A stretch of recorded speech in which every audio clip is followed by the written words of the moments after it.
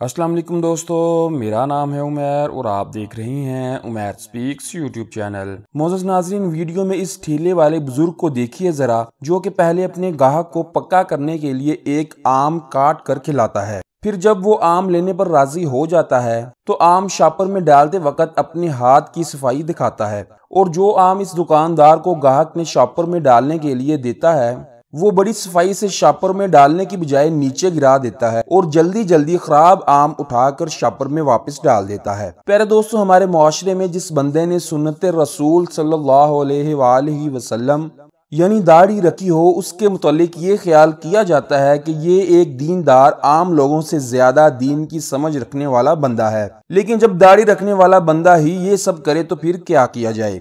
प्यारे दोस्तों, जब ये ग्राहक घर जाकर ये देखेगा कि ये वो आम नहीं है जो मैंने शॉपर में डालने के लिए इस दुकानदार को दिए थे, तो फिर उसे सारी बात तो समझ आ ही जाएगी। लेकिन सोचने वाली बात ये है कि उस वक्त उसके जहन में दाढ़ी वाले बंदे को लेकर क्या बात आएगी। कहीं ये ना हो कि ये बंदा दाढ़ी रखने वाले लोगों पर यकीन करना ही छोड़ दे सिर्फ इस दुकानदार की वजह से। तो लिहाजा ऐसे बंदों को ये बात समझनी चाहिए कि अगर हमने सुन्नत रसूल यानी दाढ़ी को अपने चेहरे पर सजाया है तो अपने आप को भी सुन्नत रसूल के मुताबिक डालने की जरूरत है। पहले दोस्तों, अगर आप अहबाब को ये वीडियो अच्छी लगे तो बराए मेहरबानी इस वीडियो को लाइक कीजिएगा और इस यूट्यूब चैनल को सब्सक्राइब करना मत भूलिएगा।